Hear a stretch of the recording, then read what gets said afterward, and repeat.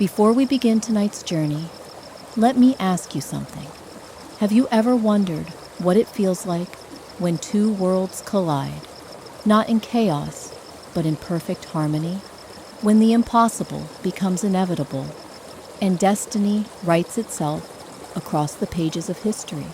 Tonight, we're going to discover that answer together, wrapped in the gentle embrace of sleep, as we explore one of history's most captivating love stories. You're about to experience something different. This isn't just a bedtime story. This is a romantic sleep journey that will transport you to the untamed shores of early America, where the salt air carries whispers of adventure and the ancient forests hold secrets older than memory itself. I've spent countless hours researching the historical accounts, the legends, the poetry of this tale, crafting every word to help you drift into the most peaceful sleep while your mind wanders through a world of wonder and romance. But here's what makes tonight special. While most sleep stories focus on relaxation alone, this story will give you something more. As you surrender to sleep, you'll witness the birth of a love that defied empires, challenged traditions, and proved that the human heart recognizes no boundaries. You'll feel the tension between two civilizations, the magic of first encounters, and the profound connection that can bloom between souls who were meant to find each other across impossible distances. So settle in, make yourself comfortable, and let your breathing slow as we travel back to the year 1607, to a land where morning mist dances through towering pines, and the Chesapeake Bay reflects the endless sky like a mirror made of dreams.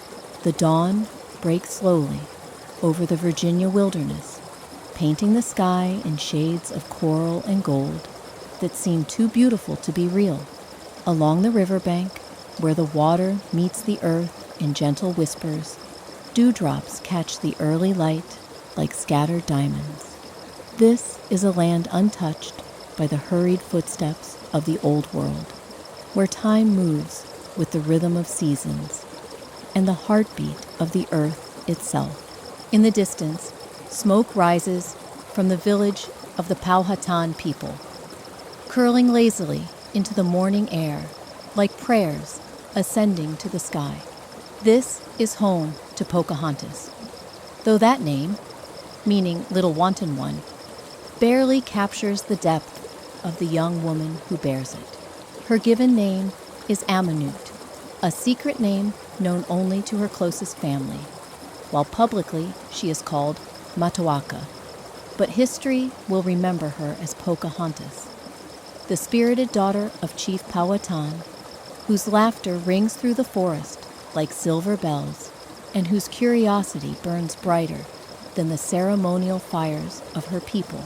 She moves through her world with the grace of someone who belongs completely to the land around her. Her feet know every root in stone along the forest paths. Her eyes can read the language of clouds and the subtle signs that speak of changing weather. She understands the songs of birds and the whispered conversations of leaves in the wind. This is her universe, vast and complete, where every tree has a story and every stream carries the wisdom of countless seasons. But on this particular morning, as she walks along the water's edge, collecting shells that catch her fancy, she feels something different stirring in the air. There's a restlessness she cannot name, a sense that the world is holding its breath, waiting for something momentous to unfold. The very atmosphere seems charged with possibility, like the moments before a summer storm, when the air itself crackles with invisible energy. Meanwhile, across the Atlantic, 3 wooden ships cut through the gray waters toward an unknown shore. The largest vessel carries men whose hearts pound with equal measures of hope and fear. Among them stands Captain John Smith, a man whose life has been carved by adventure and hardship in equal measure. His hands bear the calluses of countless battles and voyages. His eyes hold the steady gaze of someone who has looked death in the face and lived to tell the tale. Smith is not like the other gentlemen on this expedition. Where they see opportunity for gold and glory, he sees the chance to build something lasting. Where they dream of quick riches, he envisions settlements that will grow into thriving communities. His mind works differently, shaped by years of surviving in foreign lands, learning languages, adapting to customs that once seemed impossibly strange. As the ships draw closer to the coastline, Smith stands at the bow, watching the green shores emerge from the morning haze. Something stirs within him that he cannot quite identify. It's more than excitement about the new land, more than relief at the end of their long ocean voyage. There's a pull he feels toward this place, as if the land itself is calling to him, promising encounters that will change everything he thought he knew about the world and about himself. The ships find harbor in a protected inlet, where the water runs deep enough for their vessels, but shallow enough for easy landing. As the men prepare to set foot on this new world, Smith feels his pulse quicken. He has explored many foreign shores, but none have affected him quite like this. The very air seems different here, filled with scents he cannot name, and sounds that speak of mysteries waiting to be discovered. The landing party makes its way to shore, their heavy boots sinking into sand that has never known the weight of European footsteps. They move with the cautious efficiency of experienced explorers, but Smith finds his attention drawn away from military formations and defensive positions. Instead, he studies the landscape with the eye of someone who genuinely wants to understand this new world, not merely conquer it. The forests here are unlike anything he has known. The trees grow to impossible heights, their canopies creating a natural cathedral where shafts of sunlight filter down like golden columns. Vines twist around ancient trunks, and flowers bloom in colors that seem too vibrant to exist in the real world. Every step reveals new wonders, new complexities in this living tapestry that stretches as far as the eye can see. As Smith explores deeper into this green paradise, following what appears to be a well-worn path, he becomes aware of a presence watching him, not hostile, but curious, like a deer that has caught an unfamiliar scent on the wind. He moves more carefully now, his soldier's instincts alert, but not alarmed. Something tells him that whatever observes him from the shadows means no harm. He pauses beside a clear stream where the water runs swift and clean over smooth stones. As he kneels to drink, cupping the cold water in his hands, he catches a glimpse of movement in his peripheral vision. When he looks up, his breath catches in his throat, and time seems to slow to the pace of honey dripping from a spoon. There, across the stream, partially hidden behind the drooping branches of a willow tree, stands the most beautiful woman he has ever seen. Her skin glows like burnished copper in the dappled sunlight. Her dark hair falls in waves past her shoulders, adorned with small braids woven through with beads and feathers that catch the light as she moves. Her eyes, dark and intelligent, study him with the same curiosity he feels stirring in his own chest. For a moment that stretches into eternity, they simply look at each other across the narrow stream. Neither moves, neither speaks, but something passes between them that needs no words. It's recognition of a sort that goes deeper than sight, a knowing that reaches into the soul and whispers of destiny unfolding exactly as it should. Pocahontas feels her heart begin to race, though she cannot say why. This stranger, with his pale skin and strange clothing, should frighten her, should send her running back to the safety of her village to sound the alarm about intruders in their territory. But instead, she finds herself drawn forward, pulled by an invisible thread that seems to connect her to this man, who drinks from their sacred stream as if he belongs there. Smith slowly rises to his feet, his movements careful and non-threatening. He has learned in his travels that first impressions can mean the difference between friendship and warfare, between understanding and tragedy. But more than tactical consideration guides his actions now. He is moved by something deeper, a reverence for this moment that feels sacred, set apart from the ordinary flow of time. He places his hand over his heart in a gesture of greeting. He hopes she will understand, then extends that same hand toward her, palm up, fingers relaxed. It's an offering of peace, of openness, of a willingness to trust that she will not see him as a threat. Pocahontas tilts her head slightly, studying this gesture. In her world, such openness from a stranger would be remarkable, but something in his manner speaks to her of sincerity. She has always possessed an intuitive ability to read the hearts of others, and what she sees in this man's eyes is not the hunger for conquest she might expect, but genuine wonder and respect. Slowly, carefully, she steps out from behind the willow's protective curtain and approaches the stream's edge. The distance between them is small in terms of mere feet and inches, but vast in terms of the worlds they represent. Yet as she moves closer, that distance seems to shrink, not just in space, but in significance. She kneels at the water's edge, mirroring his earlier position, and cups the clear stream water in her own hands. Then, in a gesture that surprises them both, she extends her cupped hands toward him, offering him a drink from her own palms.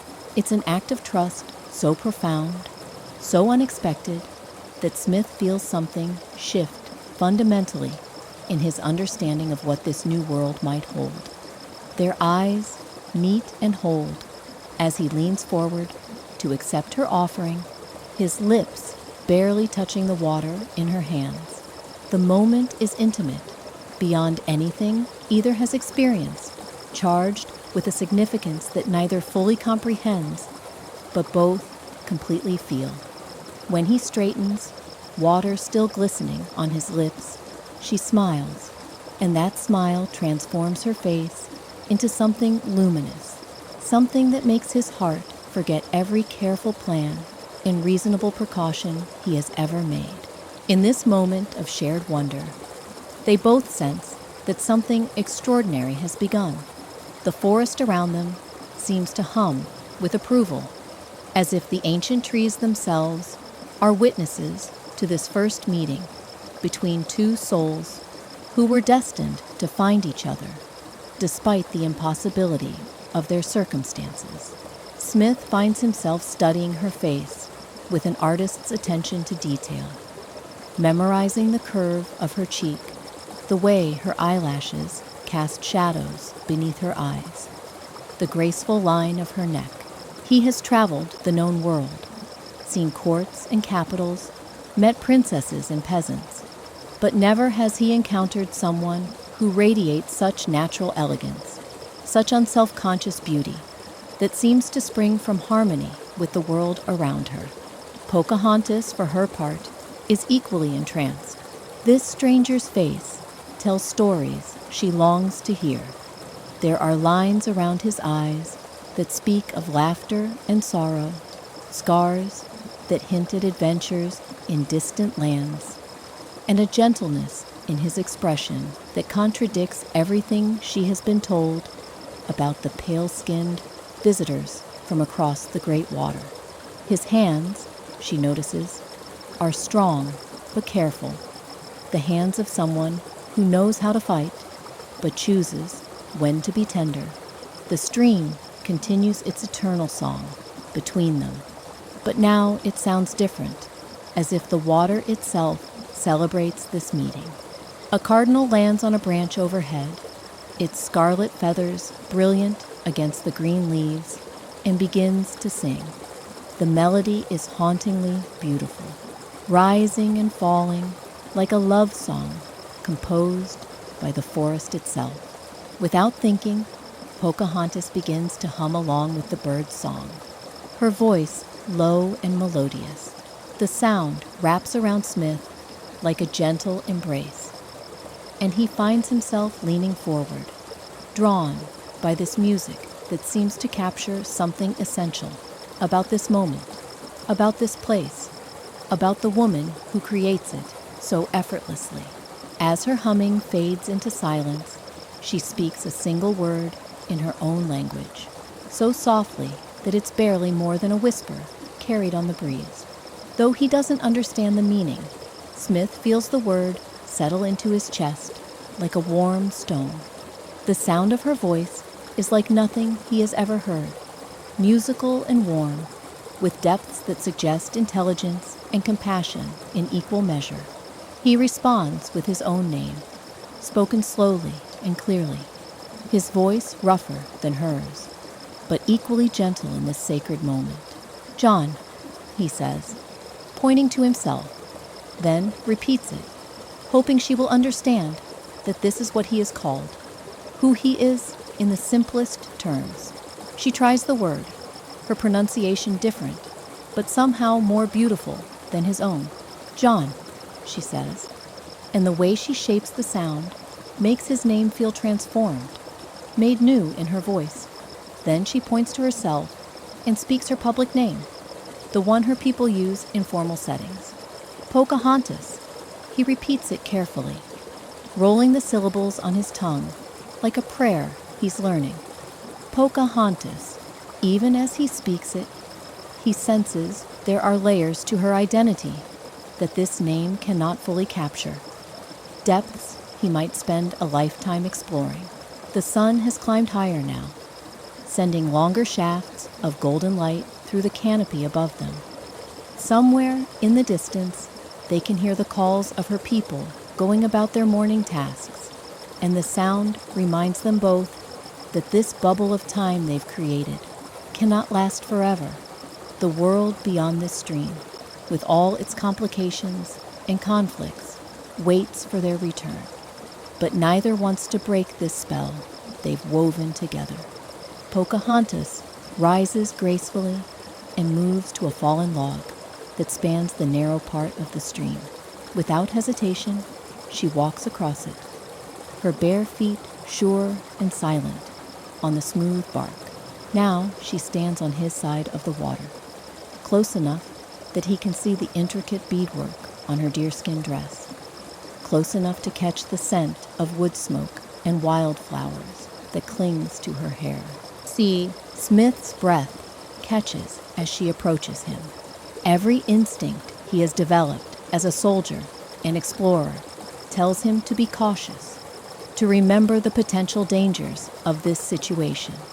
But a deeper instinct, one he barely recognizes, tells him to trust this moment, to trust this woman who looks at him with eyes that hold no fear, only curiosity, and something that might, impossibly, be the beginning of affection. She reaches out tentatively and touches the fabric of his shirt, her fingers exploring the weave and texture of material unlike anything in her world. The touch is innocent, investigative, but it sends electricity racing through his entire body. He stands perfectly still, afraid that any movement might break whatever magic allows her to be this close, this trusting. Her hand moves to his arm, feeling the muscle beneath the strange cloth, then up to his shoulder. She's studying him the way a scholar might examine an ancient text, trying to understand not just what she sees, but what it means. When her fingers brush against his neck, just above his collar, he closes his eyes and lets out a breath he didn't realize he was holding. The sound makes her pause, her hand still resting against his throat, where she can feel his pulse beating strong and fast. She looks up at his face, at his closed eyes and slightly parted lips, and something shifts inside her chest. This is no longer mere curiosity about a stranger. This is something deeper, more complex, more dangerous to everything she has been taught about the world and her place in it. When Smith opens his eyes, he finds her gazing up at him with an expression that steals whatever remaining breath he has managed to gather. There's wonder there, and confusion, and something that looks remarkably like the same impossible attraction he feels building within himself.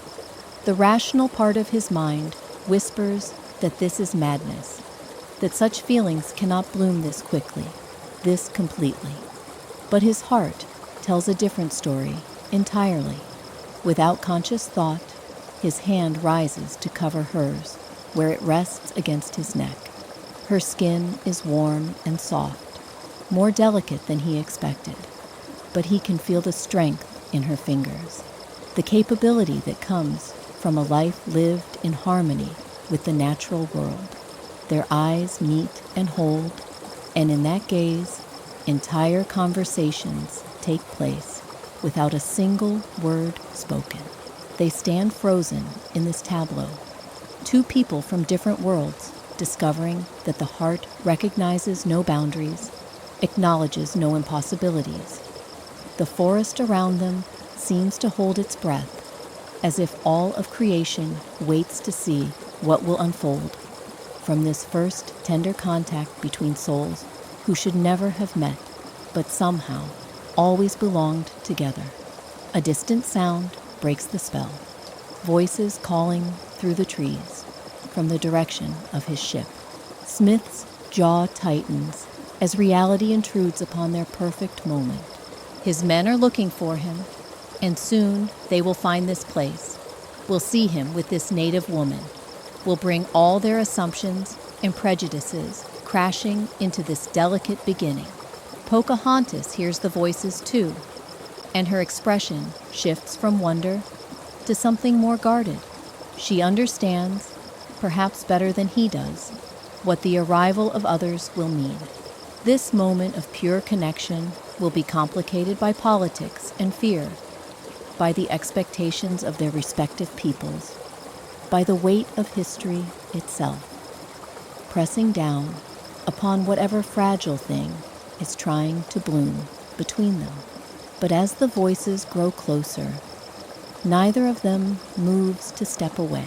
Instead, they seem to drink each other in more deeply, as if trying to memorize every detail of this encounter before the world intervenes. Smith's thumb traces gently across her knuckles, and she responds by pressing her palm more firmly against his throat, feeling the rapid pulse that matches her own racing heartbeat. "I will remember," he whispers, though he knows she cannot understand his words. But perhaps she understands his meaning, because she nods slightly, her eyes never leaving his face. "Always," she responds in her own language, and though he cannot translate the word, its meaning resonates in his chest like an echo of his own thoughts. The voices are very close now, and with visible reluctance, she steps back, her hand sliding away from his neck with a lingering touch that promises this is not an ending, but a beginning. She looks toward the approaching sounds, then back at him, and in her eyes, he sees a question that mirrors his own desperate hope. Will they find each other again? Can whatever has started here survive the collision of their two worlds? As if in answer to her unspoken question, he points downstream to where the river bends around a cluster of willows. Then he points to the sun, indicating when it will be high overhead. "Tomorrow," the gesture says, The same time, the same place. A promise disguised as a simple meeting of minds about geography and time. She understands immediately and nods once, quickly, before turning and moving back across the fallen log with the same silent grace with which she had approached. From the other side of the stream, she pauses and looks back at him once more, and the smile she gives him is like sunrise, breaking over water, full of warmth and promise, and the kind of hope that can sustain a heart through the longest night. Then she melts back into the forest as silently as a deer, leaving only the faintest disturbance in the underbrush to mark her passage. Smith stands alone beside the stream, his heart pounding, his mind reeling from what has just occurred.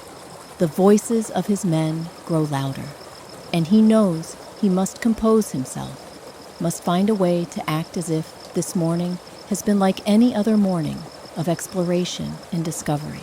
But as he turns to meet his approaching companions, he touches his neck where her hand had rested, and he knows that nothing will ever be quite the same again. In the space of a few moments beside a woodland stream, his entire understanding of this new world has shifted. What he thought was a land to be mapped and claimed has revealed itself to be something far more complex, far more beautiful, and infinitely more dangerous to his peace of mind. The magic of that first meeting will sustain them both through the long hours until tomorrow's promised reunion, when the sun again climbs to its zenith, and two hearts that have recognized each other will find their way back to the place where their impossible love story began. Love story began. The hours that follow their first encounter pass like years for both Pocahontas and John Smith. Each carries the memory of that moment by the stream like a secret flame, warming them from within while the ordinary world continues its relentless march around them. Neither sleeps well that night, their minds replaying every gesture, every glance, every heartbeat of their brief time together. Smith returns to the settlement, where his fellow colonists pepper him with questions about his morning exploration. He provides the expected reports about terrain and resources, about potential defensive positions and fresh water sources. But his words feel hollow, mechanical, as if spoken by someone else entirely. His real thoughts remain by that woodland stream, focused on dark eyes that seem to see straight through to his soul. Meanwhile, Pocahontas moves through her village like a sleepwalker, performing her daily tasks with unusual distraction. Her friends notice her strange mood, the way she stares off toward the forest with a dreamy expression, the way she hums melodies they've never heard before. When her closest companion asks what troubles her, Pocahontas simply shakes her head and speaks of strange dreams that felt more real than waking. But as the sun begins its journey toward the appointed meeting time, both feel an electricity in the air that has nothing to do with weather. Smith finds excuses to leave the settlement early, claiming he needs to scout potential hunting grounds upstream. His men barely notice his departure, too busy with the endless tasks of establishing their foothold in this new world. Pocahontas slips away from her village with the practiced ease of someone who has spent her childhood exploring every hidden path through the forest. She tells her mother she's gathering herbs for healing, which is partly true. Her heart certainly needs whatever medicine this mysterious encounter might provide. They both arrive at the stream before the sun reaches its peak, drawn by an urgency neither fully understands. Smith emerges from the trees first, his pulse quickening, as he recognizes the bend in the river, the cluster of willows, the fallen log that had served as her bridge between worlds. Everything looks exactly as he remembered, yet somehow transformed by the weight of anticipation. When Pocahontas appears through the morning mist, moving like a vision materialized from his most cherished dreams, Smith feels his breath catch just as it had the day before. But today, there's something different in her approach. Where yesterday held the cautious curiosity of strangers, today carries the eager warmth of recognition between friends who have found each other after a long separation. She doesn't pause at the stream's edge this time. Instead, she crosses the fallen log immediately, her movements fluid and sure, as if drawn by an invisible thread that connects her heart to his. When she reaches his side, they stand closer than they had dared the previous day, close enough that he can see the tiny gold flecks in her dark eyes, close enough that she can study the way the morning light catches in his hair. "John," she says, and his name in her voice sounds like music, composed specifically for his ears. He responds with her name. But this time, she shakes her head gently and speaks another word, one that sounds more intimate, more personal. He realizes she's sharing her true name, the one known only to those closest to her heart. "Matawaka," she says, placing her hand over her heart. The gesture is both explanation and invitation, a way of saying that she wants him to know her as she truly is, not just as the world sees her. He repeats the name carefully, reverently, understanding instinctively that she has given him something precious. "Matawaka," he whispers, and when she smiles at his pronunciation, he feels as if he's accomplished something more significant than all his previous explorations combined. Today, they have more time. No urgent voices calling through the forest. No immediate need to rush back to their respective worlds. They settle beside the stream on a patch of soft moss, close enough to touch, but maintaining a careful distance that speaks of their growing awareness of the dangerous attraction building between them. She begins to teach him words in her language, pointing to objects around them and speaking their names in tones that turn vocabulary lessons into something approaching poetry. "Water," she says, trailing her fingers in the stream. "Nepino." He repeats it, his accent clumsy but earnest. And she laughs, a sound like silver bells that makes his heart race. "Tree," pointing to the ancient oak that shades them. "Mita." Again he tries. Again she corrects him with patient amusement, sometimes reaching out to touch his lips gently, showing him how to shape the sounds. Each correction is a small intimacy, each successful pronunciation a tiny victory they celebrate with shared smiles. In return, he teaches her English words, delighted by her quick intelligence and musical pronunciation. She learns beautiful by having him point to flowers, to the sky, to the play of light on water.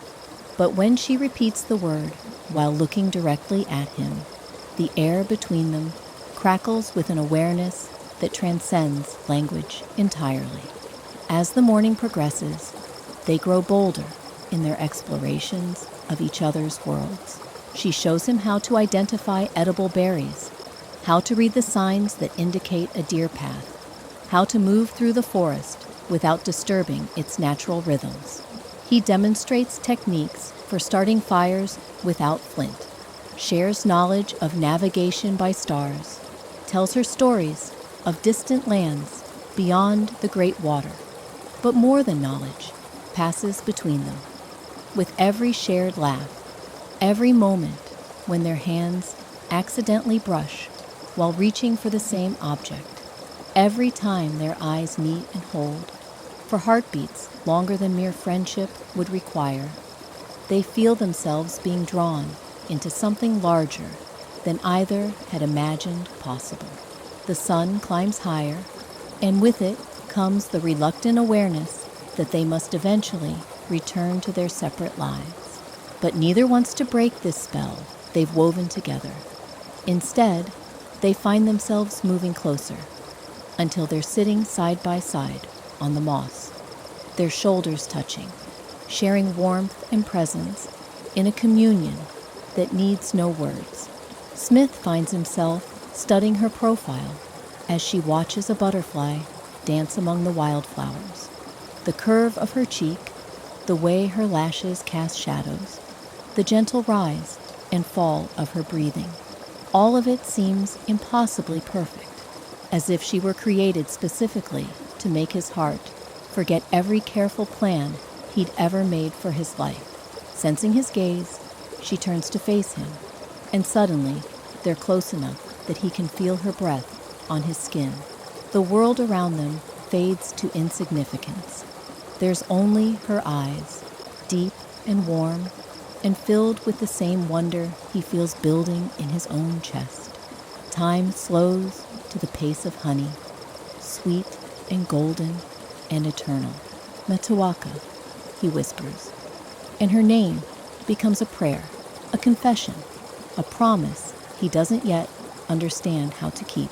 John, she responds, and in that simple exchange of names lies an entire conversation about longing and impossibility, in the stubborn hope that love might find a way to bridge any distance. They lean toward each other, as if drawn by gravity, their faces so close that the space between them thrums with anticipation.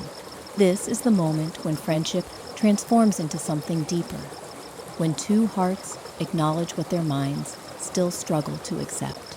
The first kiss, when it comes, is soft as butterfly wings, tentative as a question whispered in the dark.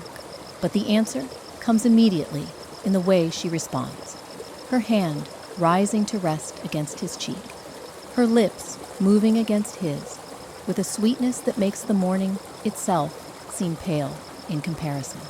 The kiss deepens, slowly, carefully, each moment a discovery, each touch a revelation about the capacity of the human heart to recognize its other half across any divide. When they finally part, both are breathing unsteadily, both looking slightly stunned by the intensity of what has passed between them. The forest around them seems different now, charged with the energy of this moment, blessed by the magic they've created together. This is madness, Smith whispers, but his words carry no conviction. How can something that feels so right, so inevitable, be called madness? She doesn't understand his words, but she reads the conflict in his expression. Her hand moves to rest over his heart, feeling its rapid rhythm, and she speaks in her own language, her voice gentle but sure, though he cannot translate her words. Their meaning reaches him clearly enough. The heart knows what the heart knows, and no amount of reason can argue with that fundamental truth. They spend the rest of the morning in this new awareness of each other, sometimes talking in their mixture of languages and gestures, sometimes sitting in comfortable silence that feels deeper than conversation. They share berries, she gathers, water cupped from the stream, stories told through pantomime that leave them both laughing until their sides ache. But as the sun reaches its zenith and begins its descent toward afternoon, the weight of reality presses back into their consciousness. She has duties to her people, responsibilities she cannot abandon. He has obligations to his fellow colonists, promises made long before he knew her name or felt her kiss. The parting is harder today, weighted with the knowledge of what they've discovered and the uncertainty of how often they can steal these moments together. As she prepares to cross back to her side of the stream, she pauses and looks at him with an expression that breaks his heart with its mixture of joy and sorrow. She speaks a phrase in her language, her voice soft but intense. Though he doesn't understand the words, he feels their meaning settle into his bones. A promise, perhaps, a prayer, a vow that whatever obstacles lie ahead, whatever their respective worlds might demand of them, this thing they've found will not be easily surrendered. He responds with his own promise, spoken in English, but delivered with such sincerity that language barriers become irrelevant. "I will find a way," he says, and she nods, as if she understands perfectly. As she disappears into the forest, Smith remains by the stream long after the last whisper of her passage has faded. The moss beside him still holds the impression where she sat. The air still carries the faint scent of wildflowers from her hair. His lips still tingle with the memory of their first kiss. He knows, with a certainty that frightens and exhilarates him in equal measure, that his life has been irrevocably changed. What began as simple exploration of a new land has become something far more complex and infinitely more precious. He has found not just a new world, but his place in it, defined not by conquest or settlement, but by connection to someone who sees the same beauty in existence that he has always sensed but never been able to name. The walk back to the settlement feels like a journey between universes. With each step away from the stream, he must rebuild the persona of Captain John Smith, practical leader and experienced explorer. But underneath that familiar role, something new has taken root, something that whispers her name with every heartbeat and counts the hours until they can meet again. That night, as he lies on his rough pallet, listening to the snores of his fellow colonists, Smith stares up at the unfamiliar constellations of this new world and wonders how long a heart can sustain itself on stolen moments and secret kisses. The rational part of his mind catalogs all the reasons why this attraction is impossible, dangerous, potentially catastrophic for both their peoples, but a deeper wisdom, one that seems to speak in her voice, reminds him that some things in life are worth any risk, worth any sacrifice. Love of this magnitude, when it appears, doesn't ask permission from politics or society, or even common sense. It simply exists, as fundamental as gravity, as necessary as breathing.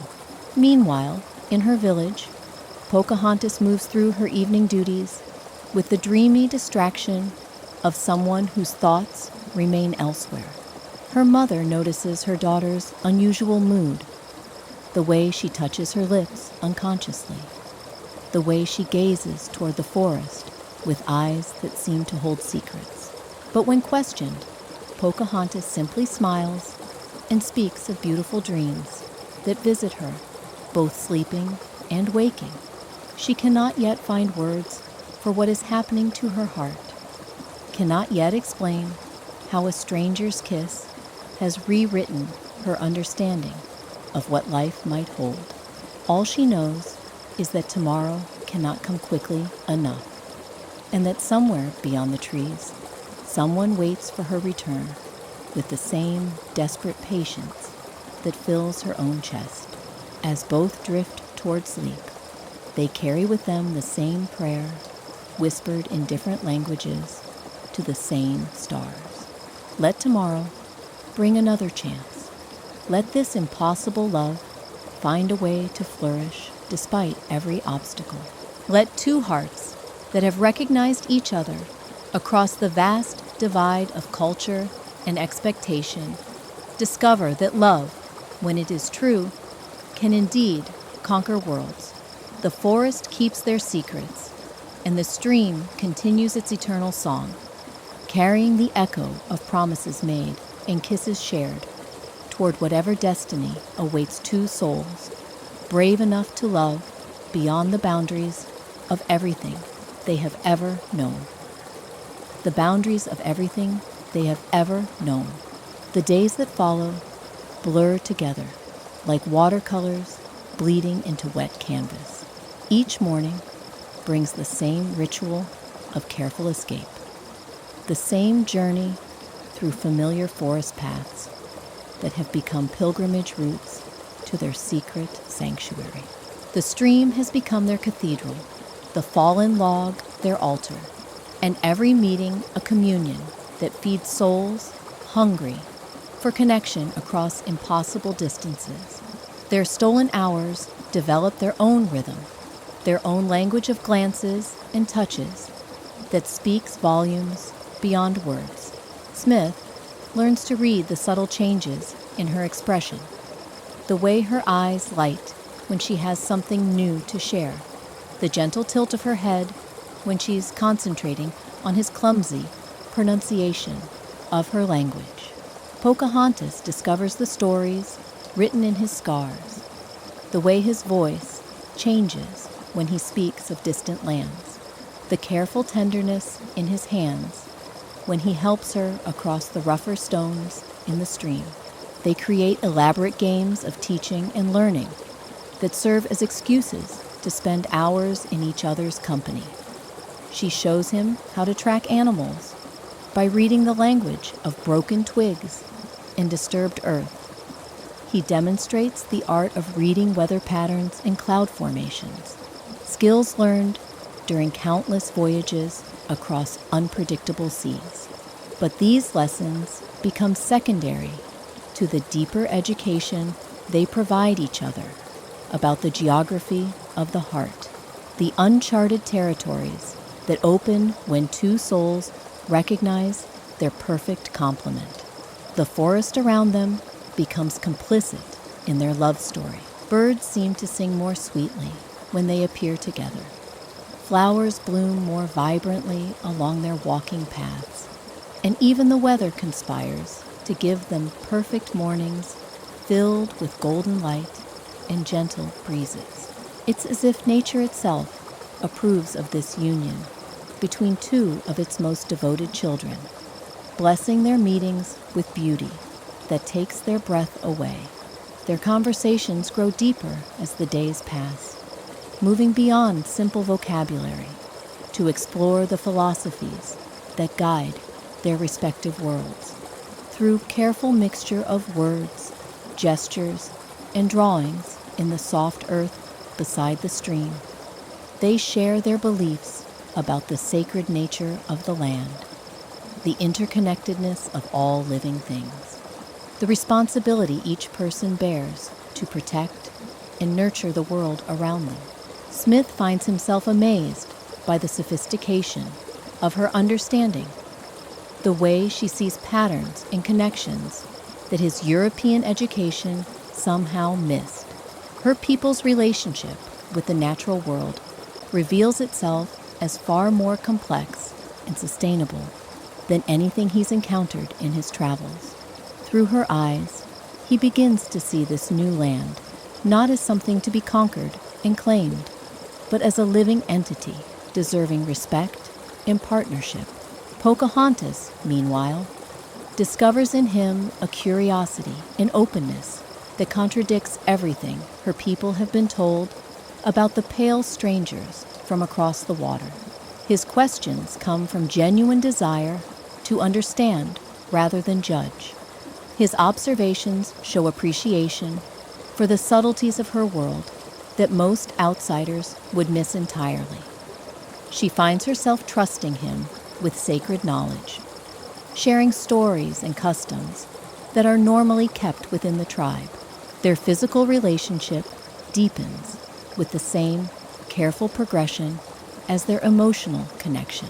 What began with tentative touches and stolen kisses evolves into longer embraces, hands that linger when helping each other across streams, moments when they sit so close that breathing becomes a shared rhythm. Every touch is both electric and tender, charged with desire, but tempered by reverence for what they're building together. One particularly warm morning, she leads him to a hidden pool where the stream widens and deepens, creating a natural basin surrounded by smooth stones and trailing vines. The water here runs crystal clear, so pure that every pebble on the bottom appears magnified and perfect. She tells him this is a sacred place, used by her people for purification ceremonies and healing rituals. Without self-consciousness, she steps into the pool, her deerskin dress floating around her like flower petals.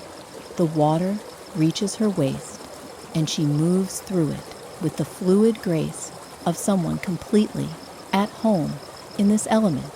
She beckons to him, her smile both playful and reverent, inviting him to share in this most sacred of experiences. Smith removes his boots and rolls up his breeches, stepping carefully into water so cold it takes his breath away.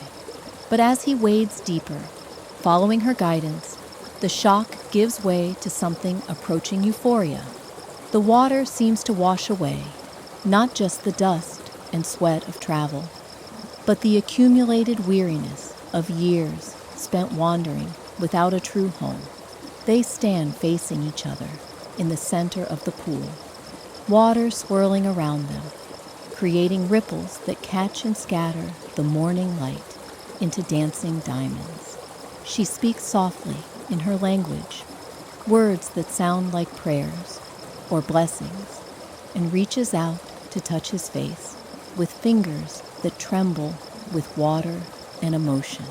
The kiss that follows is different from all the others, deeper and more desperate, as if they both sense that time is becoming their enemy.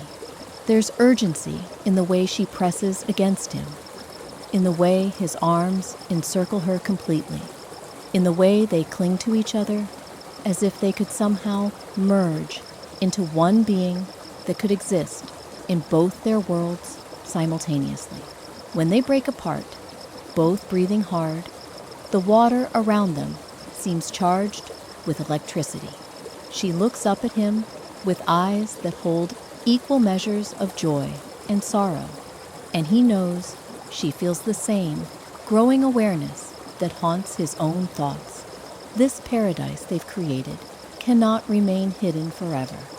Soon, too soon, their respective worlds will intrude with demands that may tear them apart.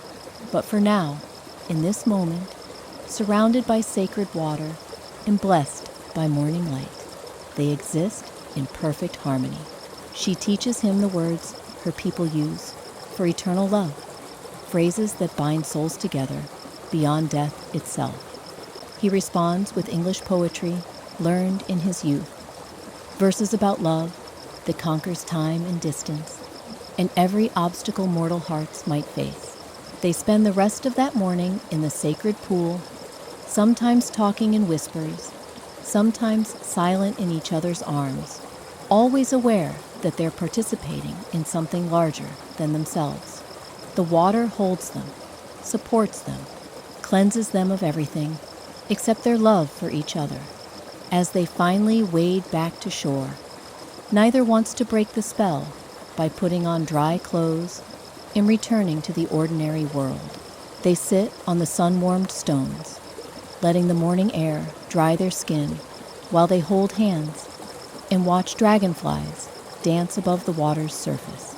Every moment stretches like honey, sweet and precious and impossible to hold. But eventually, inevitably, the sun climbs high enough to remind them that other people exist, other responsibilities wait, other worlds demand their attention. The parting is more difficult each day, weighted with the accumulated pressure of all the things they cannot say to anyone else, all the feelings they must hide when they return to their respective communities. Smith walks back toward the settlement, with her kiss still warm on his lips and her promises echoing in his ears. But today, something feels different, more urgent. There are new sounds from the direction of the colony, voices raised in argument, the ring of metal on metal that suggests weapons being prepared. His soldier's instincts sharpen as he realizes that his peaceful morning may have been the last for some time. When he emerges from the forest, he finds the settlement in chaos. Ships have arrived during his absence, bringing new colonists, fresh supplies, and most ominously, new orders from the Virginia Company. The peaceful exploration phase of their mission is ending, replaced by directives for expansion, resource extraction, and more aggressive interaction with the native populations. The new arrivals look at him with suspicion and barely concealed contempt when they learn he's been exploring alone, without proper escort or weapons.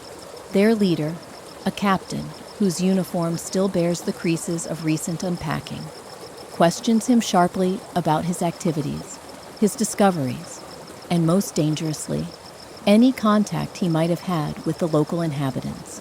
Smith navigates these questions carefully, providing just enough information to satisfy military curiosity while protecting the secret that has become more precious than his own life. He speaks of mapping waterways and identifying resources, of observing wildlife patterns and weather conditions. He does not speak of dark eyes that haunt his dreams or lips that taste of wild honey and promises. But as he listens to the new orders being discussed, his heart grows heavy with foreboding. The peaceful coexistence he had begun to envision becomes more impossible with each directive read aloud. These men have not come to learn from this new world or to find harmony with its inhabitants. They have come to claim, to extract, to impose their will through force if necessary. That night, as he lies listening to the plans being made around evening fires, Smith feels the weight of terrible knowledge pressing down on his chest. The love that has transformed his understanding of what life could hold is about to be tested in ways he never imagined. The two worlds he has tried to bridge through his connection with Pocahontas are moving toward collision, and he finds himself caught between loyalties that may soon tear him apart. Meanwhile, in her village, Pocahontas faces her own growing crisis. Word has reached her people about the new ships, the increased numbers of strangers, the subtle changes in the behavior of those already established nearby. The elders speak in worried tones about the need for greater vigilance, stronger defenses, careful monitoring of all contact with the newcomers. Her father, the great chief Powhatan, calls council meetings that stretch deep into the night. Warriors sharpen weapons and paint their faces with symbols of protection. The easy curiosity her people once felt about the pale visitors is hardening into suspicion and preparation for possible conflict. Pocahontas sits through these meetings with a growing sense of doom, knowing that her secret threatens not just her own happiness, but potentially the safety of everyone she loves. The man who holds her heart belongs to the same people her father increasingly views as threats to their way of life.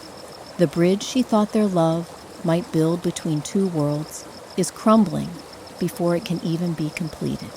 Yet she cannot bring herself to regret the path her heart has chosen. Even knowing the dangers, even sensing the storms gathering on the horizon, she counts the hours until she can escape to their secret meeting place. The stream still calls to her, and somewhere beyond the trees, she knows he waits with the same desperate longing that fills her own chest. The stage is set for tragedy, but love, once awakened, does not surrender easily to practical concerns. In the growing darkness between two worlds, preparing for conflict, two hearts continue to beat in rhythm with each other, refusing to accept that the story they've begun writing together might be destined for anything but the happiest of endings.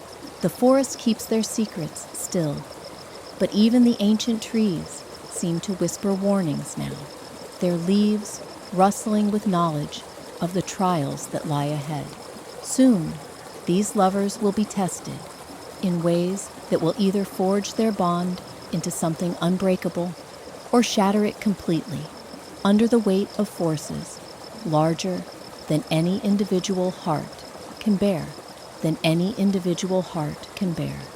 The morning air feels heavier now, charged with an electricity that has nothing to do with weather patterns or seasonal change.